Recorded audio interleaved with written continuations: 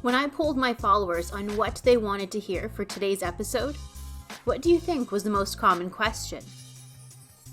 What is the impact of our diet on our mental health? Well, everyday things in our diet can have a profound effect on our mental well-being. What we eat and what we drink can either be a slow poison or our greatest medicine. Tune in for all the details only here on the People Scientist podcast.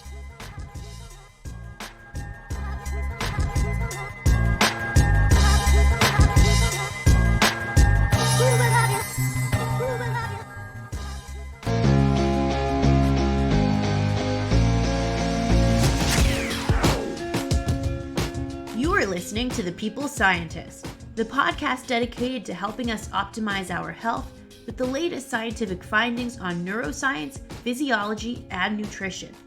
I, your host, Dr. Stephanie Caligiuri, a nutritionist, physiologist, and neuroscientist, will be here with you every single week, bringing us information to ignite our thinking, to help us be one step closer to the healthiest we can be.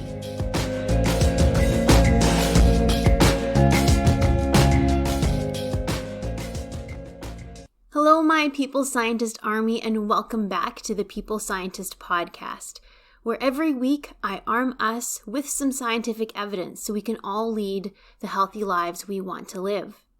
Today on episode 58, I am answering your questions on nutrition and mental health. I put a poll up on my Instagram stories last week and asked everyone if they would rather hear a topic about nutrition or mental health this week. And if you can believe it, it ended up being a 50-50 split. So I decided to combine the two topics. In the last few weeks, I've received quite a few questions and comments on the fact of while we're staying at home during this quarantine, people are wondering why they may be feeling more negative moods. Like they're feeling more anxious, more feelings of depression, feeling less motivated, and they're wondering how their diet could be impacting their mood. And they want to know some ideas of what we can do in regard to our food intake, our nutrition, in order to improve our mood. So in today's episode, I'm going to dive into the physiology of how certain things in our diet can impact our brain activity and therefore our behavior and mood. So let's jump down this science rabbit hole together and start off with some core takeaways. I feel like all of us at times will go through periods of unhealthy eating and drinking. But during this quarantine, it's actually a really powerful time because we are all connected together by all being in the same situation. As a result, at the same time, we are all going through the same hardships and obstacles. Many of you have reached out to me in regard to their struggles with mental health and are wanting information on our diet, something we can actually control at this time. That is why I love nutrition, because I think nutrition is very powerful, because in some way we have the power over what we eat and drink. So focusing on nutrition at this time can give us some power and something that we can improve upon for our own health. In this episode, I'm going to talk about how higher intakes of caffeine or alcohol can induce temporary feelings of anxiety, how fried foods and sugar can increase inflammation, which have been implicated in depression. I speak of how low intakes of the B vitamins and vitamin D are associated with poor mood, and how we can obtain adequate intake of B vitamins, omega-3 fatty acids, stabilizing our blood sugars, and taking in enough vitamin D, and how these can potentially promote a healthier and positive mood. I also touch upon healthy coping strategies during this time to promote our mental health and well-being. Now, let's get into the details. There have been several reports, for example, published in the European Journal of Clinical Nutrition last week, that reported during the current quarantine, many of us have stated that we are taking in higher amounts of caffeine, more alcohol, more sugar, and in general, more calories than usual. In truth, I think that we've been doing this as a way to help ourselves stay focused on working from home. So that's maybe why we're drinking more coffee or more tea. We might be drinking more alcohol or eating more junk food because it's a way for us to self-medicate ourselves when we are stressed or because we are bored. And I don't want us to feel bad about this because this is our way of trying to improve our mood and to improve our work ethic and staying motivated at this time. But today, I will give us some scientific evidence on the effects of these foods and how they can be impacting our mental health and some tips to make us happier and healthier. So first, let's talk caffeine. Approximately 90% of all adults in the world consume caffeine. That is huge, 90%. As a result, caffeine is considered the most consumed quote-unquote drug in the world. Caffeine is naturally present in coffee, black tea, green tea, and chocolate. Caffeine is also added to sodas, energy drink, some nutritional supplements, and pain medications. For most adults, consumption of up to 400 milligrams of caffeine per day appears to be safe. But you may be wondering, Stephanie, how much is 400 milligrams a day? Well, there is a range of the amount of caffeine that is present in coffee and tea because it does depend on the type and strength of the brew. But on average, 400 milligrams of caffeine is present in about 16 to 24 ounces of coffee, which is about 2 to 3 cups of coffee. 400 milligrams of caffeine can be found in about 5 to 10 shots of espresso and in about 8 cups of black or green tea. The FDA has set a limit of a maximum of 71 milligrams of caffeine per 12 ounces of soda. So a 12 ounce of Coke contains on average 40 milligrams of caffeine. Mountain Dew DMX has the maximum amount of caffeine allowed at 71 milligrams per 12 ounce. Energy drinks like Red Bull have about 80 milligrams, and the 5-hour energy shot has about 215 milligrams of caffeine. So hopefully that'll be a good starting point for you to determine how much caffeine you might be consuming on a daily basis right now. Now, when consumed in moderation, coffee and tea, for example, may have some health benefits, which are thought in part due to the antioxidants that are present in tea and coffee. I also personally think that some of the benefits are because of the fact that coffee contains compounds, including caffeine, that can activate our bitter taste receptors. And I go into detail on this topic back in episode 45. Coffee intake is also associated with a lower risk for diabetes. Now, the impact of coffee on heart health, cancer risk, brain health, these are less clear because there are many conflicting studies. But our consumption of caffeine-containing foods and beverages like coffee, tea, and chocolate do seem to have increased during this quarantine time. So how could this be impacting our mood? Well, caffeine's physiological and behavioral effects are very much dose-dependent. So research on caffeine must be interpreted with this in mind. But most of the effects of coffee and tea on our mood is due to caffeine's effects as an antagonist or blocker to the adenosine receptors. Now, adenosine tends to build up in our brain throughout the day, which creates sleep pressure, meaning the need for sleep. When adenosine acts on the adenosine receptors, it makes us feel tired and sleepy and aids in sleep. This was reviewed, for example, in the International Review of Neurobiology in 2014. So coffee blocks these actions because it blocks adenosine from acting on its receptor. This is in part why caffeine or coffee reduces fatigue and increases alertness. Rogers in 2013 conducted a really interesting study in regular coffee drinkers. The scientists had the participants do different tasks after caffeine withdrawal and after caffeine intake. Now, caffeine did enhance physical performance as the participants had faster tapping speed and faster simple and choice reaction times. But when they were in withdrawal from caffeine, this was associated with greater sleepiness, lower mental alertness, and poorer performance on simple reaction time, choice reaction time, and recognition memory tasks. So when caffeine leaves our system, we may experience caffeine withdrawal and may get a large surge of adenosine acting on the receptors to induce a so-called crash or feeling of fatigue and irritability. So very simply, caffeine blocks the sleep receptors in the brain. Then when caffeine clears, then there could be a rebound effect, and that's why we can get sleepy and irritable. Excessive caffeine intake can also have several side effects on mood and behavior. In one observational study of 217 individuals with the average age of 17, and the common non-serious adverse effects included heart palpitations, tremors or shaky hands, feeling agitated or anxious, and gastrointestinal or stomach upset. We also know that too much caffeine can induce temporary feelings of anxiety. Stimulants in general are known to cause anxiety. For example, in studies where we have to model anxiety, a common way to induce anxious feelings is to give stimulants like caffeine or yohimbine. The reason why caffeine can temporarily increase feelings of anxiety is because it can have a stimulatory effect on the stress system and may increase the fight or flight response because it can increase the release of neurotransmitters like norepinephrine. Caffeine is also known to act on reward centers in the brain and increase the release of dopamine, which can in part explain the feel-good and reinforcing effects of caffeine. For example, in a clinical trial where participants had the dopamine signal measured in their brain using PET scanning or positron emission tomography, and they measured the dopamine signal in certain brain regions after consuming a caffeine tablet, or even just during their anticipation of consuming caffeine. And they had noticed that the anticipation of consuming caffeine and consumption of caffeine itself both increase the dopamine signal in the thalamus of the brain.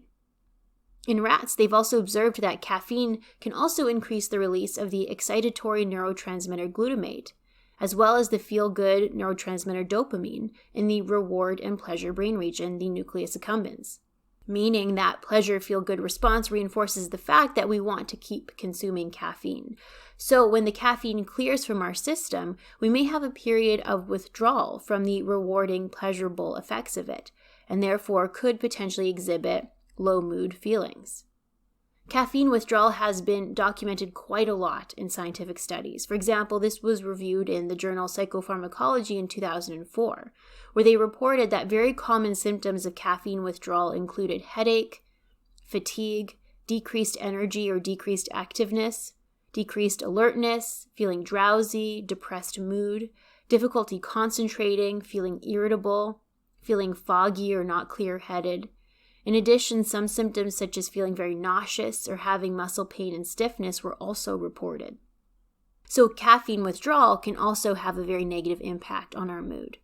Caffeine can also impair our sleep quality, especially if consumed too close to bed. Sleep inadequacy can also lead to irritability and fatigue. So, are you feeling more irritable, tired, or anxious than usual? Are you consuming more coffee, tea, soda, or chocolate than usual? Try to take note of how much caffeine you are consuming and consider cutting back or eliminating these sources of caffeine altogether for several days and see how you feel.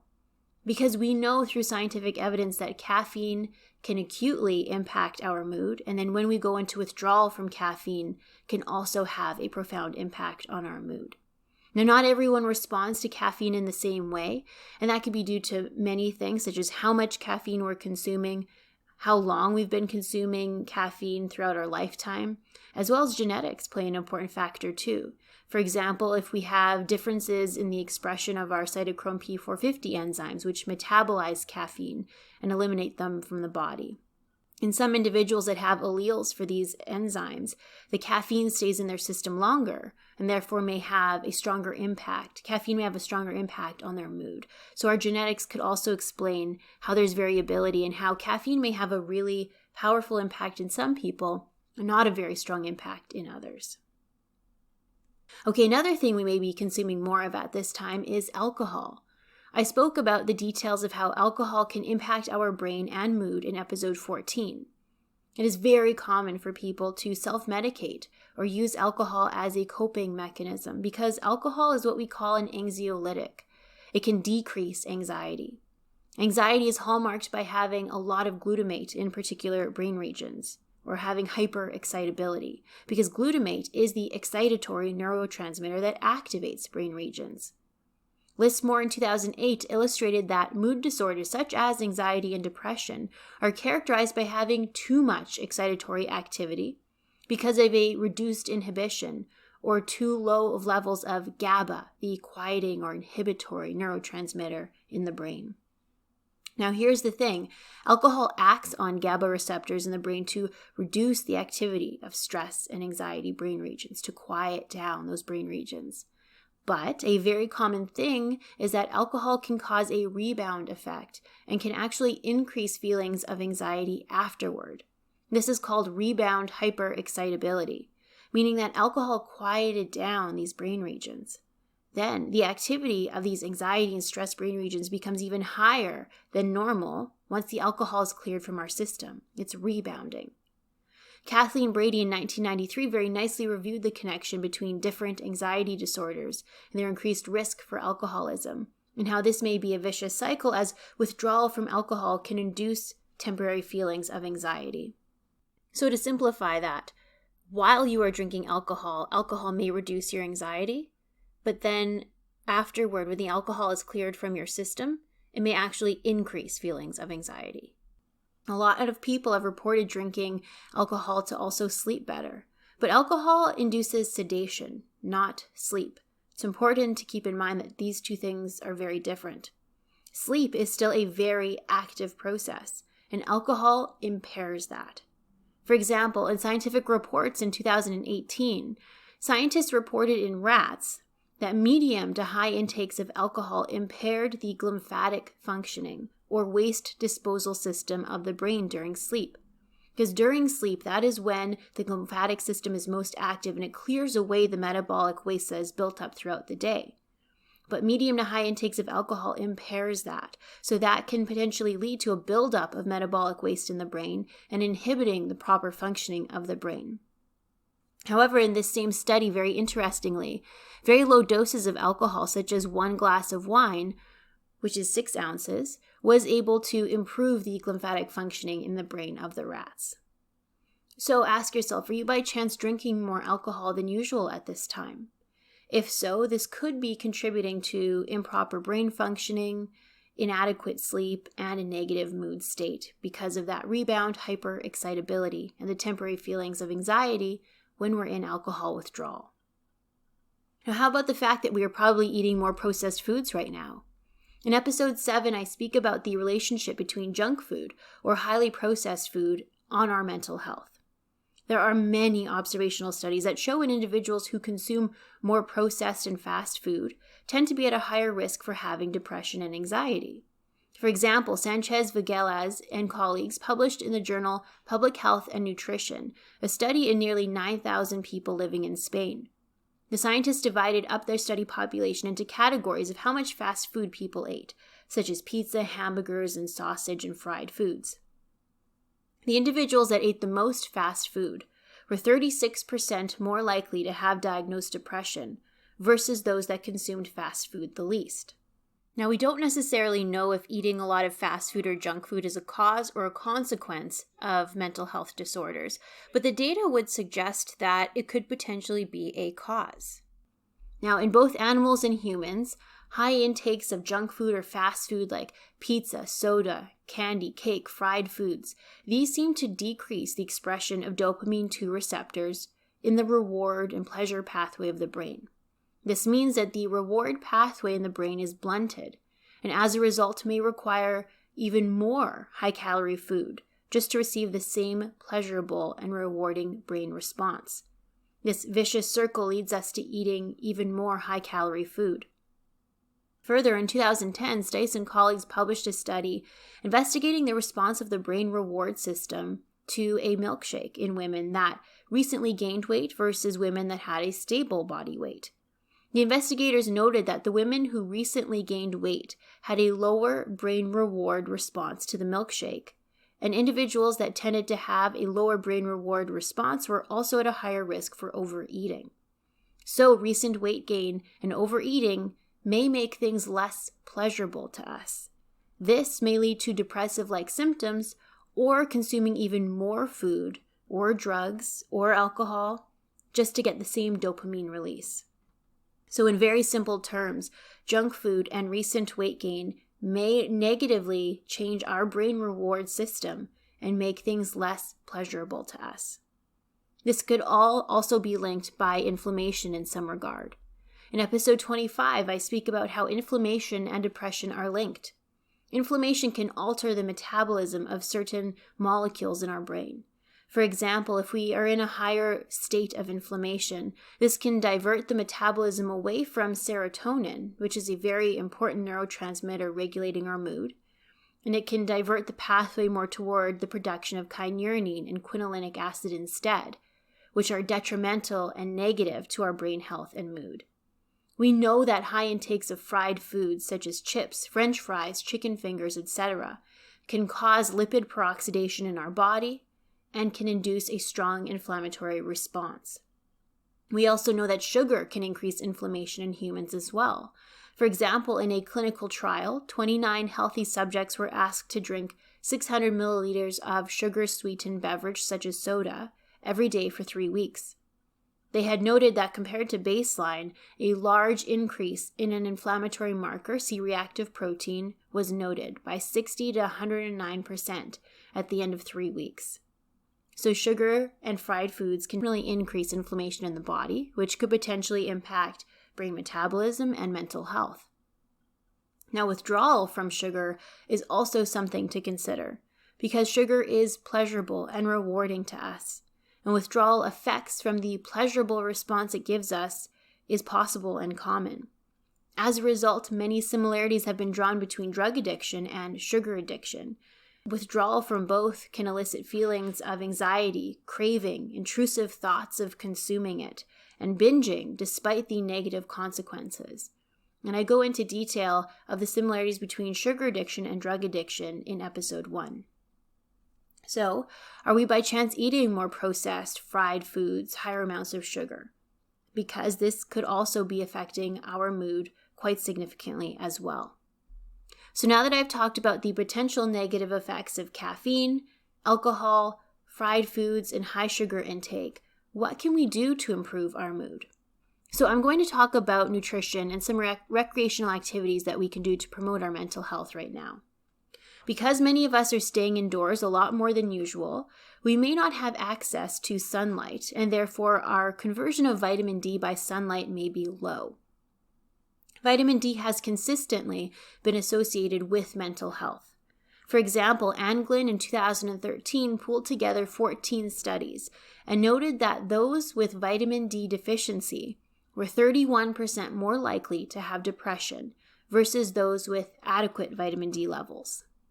Now, vitamin D is not too widespread in our diet, but we can get some vitamin D from, for example, tuna, sardines, salmon, fortified milk, and mushrooms. One serving of these food items can, for example, provide 40 to 150 IU, or international units. Now, the goal for vitamin D for adults to get every day is 600 IU per day. That is why a lot of physicians recommend supplementation of vitamin D, especially if we live in northern countries without much sunlight.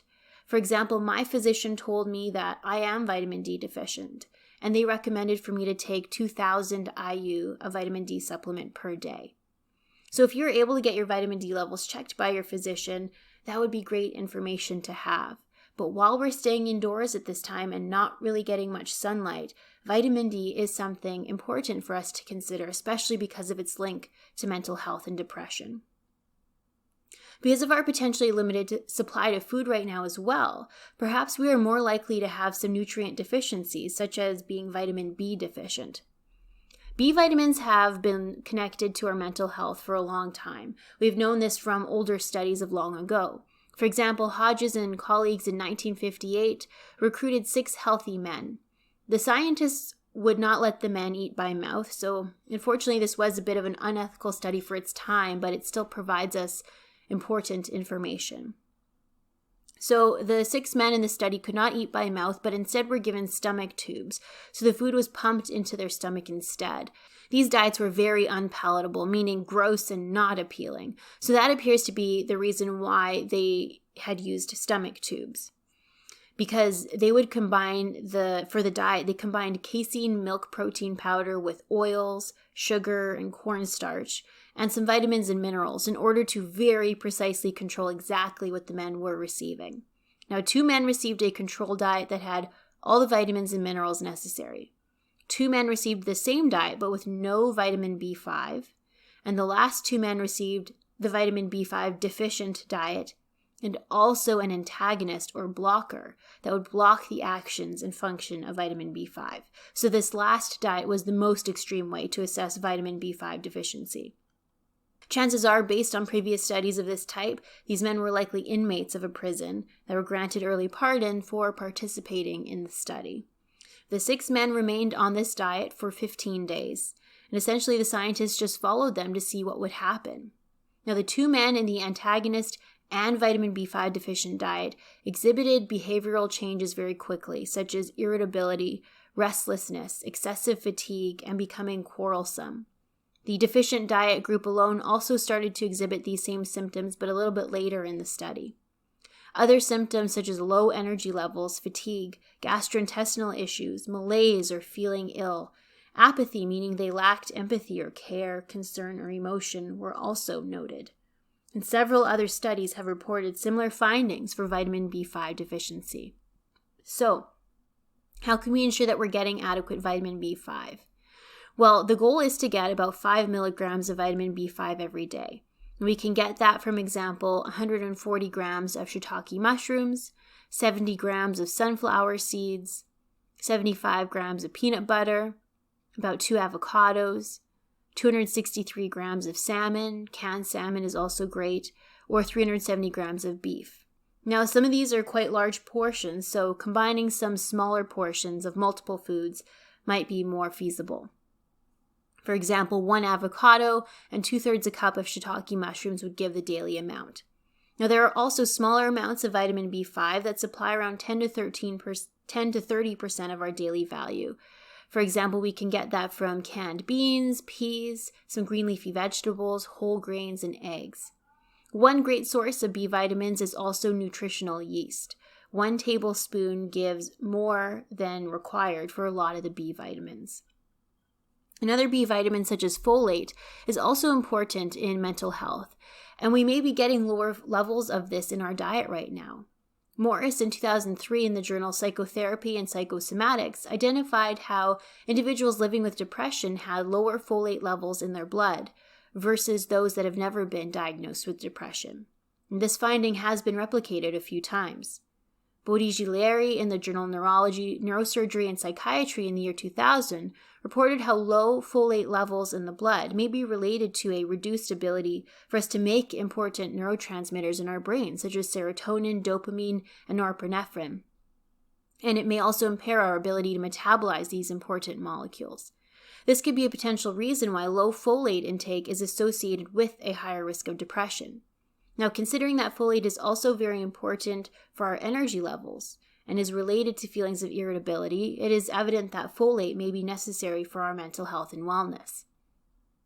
And the greatest food sources of folate include green leafy vegetables. Half a cup of boiled spinach gives 33% of our daily requirement, for example.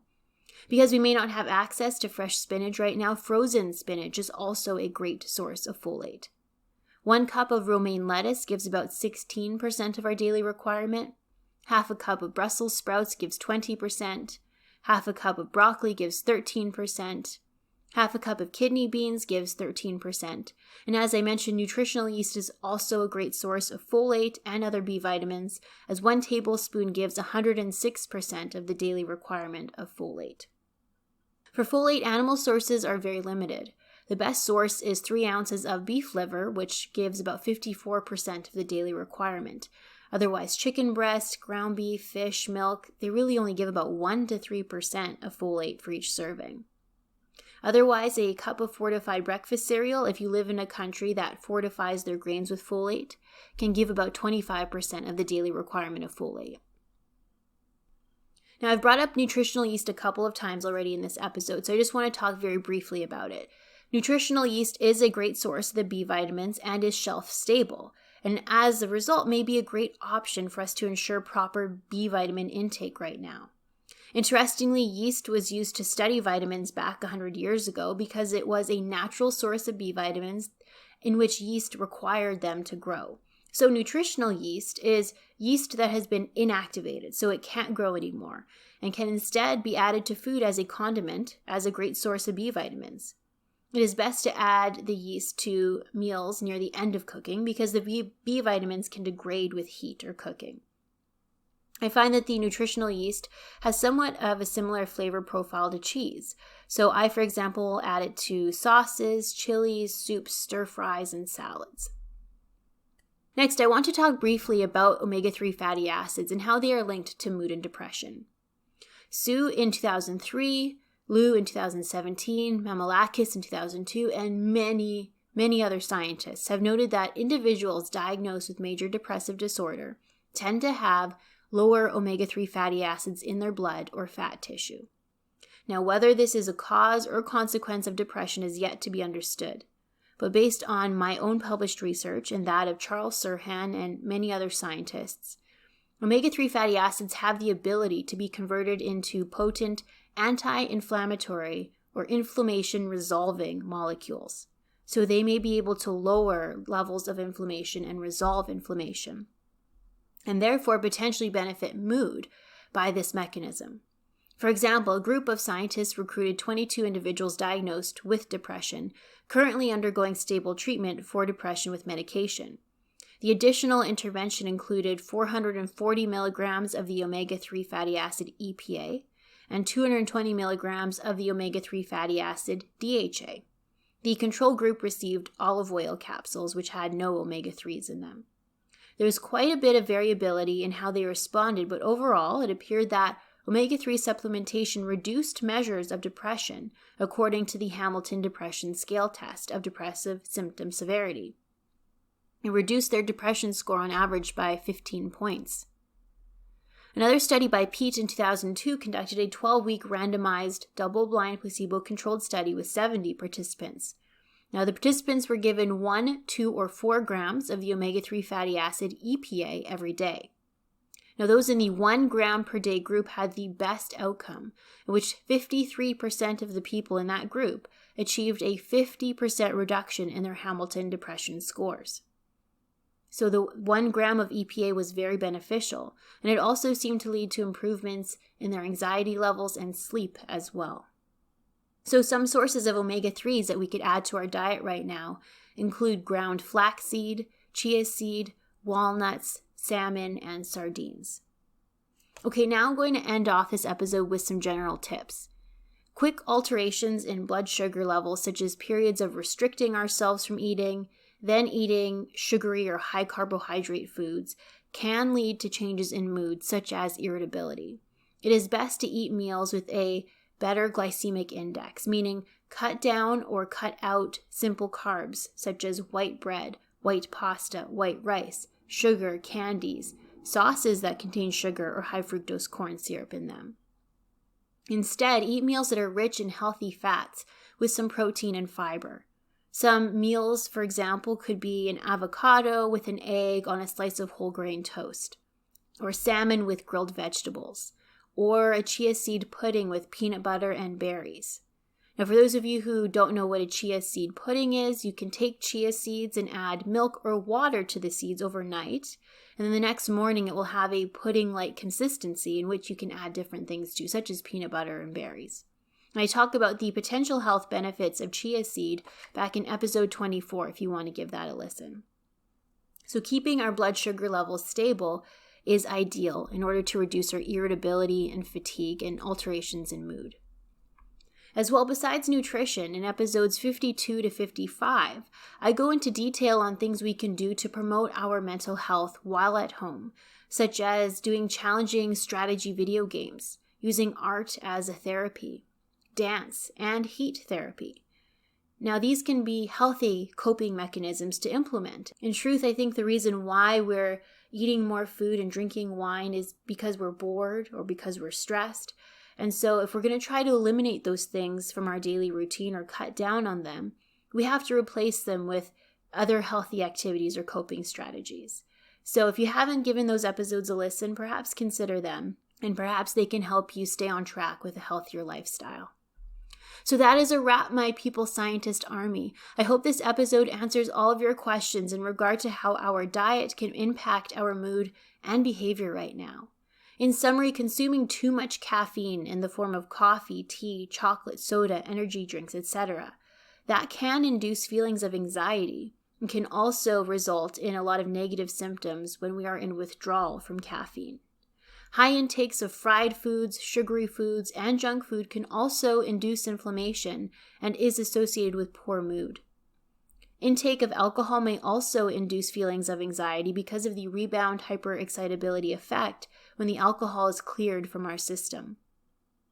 Alcohol may also impair proper sleep, which can impair the glymphatic system and the clearance of waste from our brain while we sleep. So alcohol might cause a buildup of metabolic waste in our brain. Overall, making sure to get adequate B vitamins, vitamin D, and omega-3 fatty acids, and preventing spikes in our blood sugar by having balanced meals, and also by adopting healthy recreational coping strategies such as strategy video games, art, dance, and heat therapy could all be of great benefit to us all right now. So I hope this information was useful and beneficial for all of you. If you have any questions, please feel free to reach out to me on social media. My handles are listed in the description box to this episode. If you by chance are listening on Apple Podcasts, then please take a moment and leave a rating and review so you can let me and others know what you think of the podcast. I hope you all have a healthy and wonderful week, and I will meet you back here the same time and same place next week on the People Scientist podcast. Bye for now. I am a scientist simply sharing scientific evidence. Some of the clinical interventions I discuss are not appropriate for everyone. Before making any changes to your diet or lifestyle, please do consult the advice of your physician or dietitian. My opinions expressed here do not necessarily reflect those of Mount Sinai Hospital and its affiliates.